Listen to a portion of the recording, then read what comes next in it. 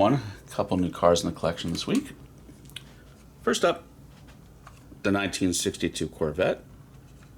This is the end of the line for the C1 generation. Opening diecast by Auto Art. This is all one color. Of course, some Corvettes in this vintage, these are Coves that you can get in a contrasting color, but this is all fawn beige. 62 being the end of the line for the C1. The rear end was the sneak preview of what was to come with the C2 or Stingray, which was 63 to 67. This has a removable hardtop, as shown. This is, the heyday of Auto Art, so everything opens. You've got carpeting. You've got seat belts. All the nice details you'd expect.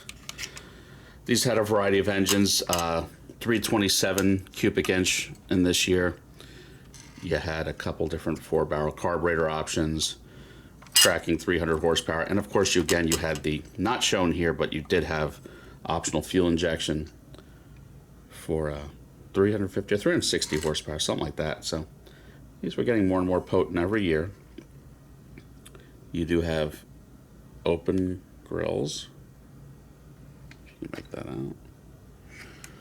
Yeah, really neat piece. I think this is the best 62 on the market. This is car number, I think, 1405 out of 6,000. There's the opening trunk, which has a bit of dog legs in it, and a scaled jack. That's what's rattling around. A little chrome jack in there. Looks kind of like dog legs in the back, but I don't know, maybe that's accurate to the real thing. You have scale hinges in the front with a little hinge. I like that. And it doesn't quite, it stays in place, so not bad. This is from literally 20 years ago, so retail would have been about $89. Today they're about $300 on eBay. I bought in a group and flipped a few extra cars, so it's either free for me or up to like $80. So at that price, I'm definitely not mad at it. There's your certificate. 1445 out of 6,000. Let's see. I got the color right. Fawn beige. We're doing good this morning. White styro insert on the box. The box is actually in really good shape. Yep, so Auto Art Millennium. Really like that series. Really neat piece. Something more modern and more recent to the collection even is this BBR. Is the brand. I think it's one of my second BBR. I did the Ferrari 296 last year. This is the Maserati Levante. I like saying Levante. So BBR, high-end brand, very nice leather base with a metal nameplate. Maserati brand. It says limited. Yeah, we know. And it says limited again. Limited there, limited there, limited edition, 175 out of 251. A very small run. This is non-opening resin. It's a metallic black. You can see a little bit of sparkle in that paint. Really nice red interior.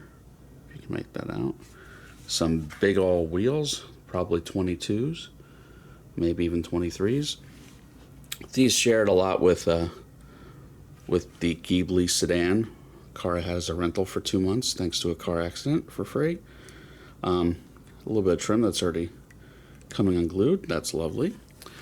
Yeah, not really too much to see, not too much to talk about. These had 3-liter V6s.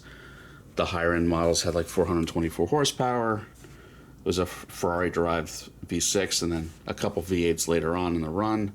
They started in 2016. So yeah, that's it. Packaging.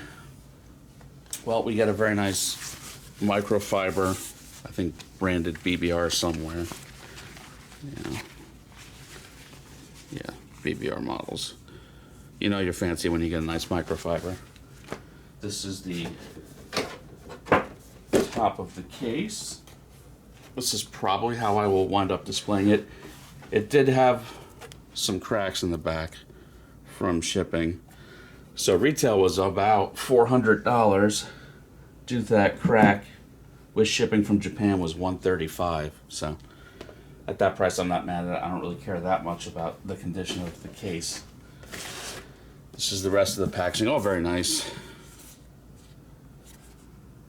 So yeah, that's it. That's it for this week. Still have a good amount of cars to go through. Everyone like and subscribe and have a good one. Catch you later.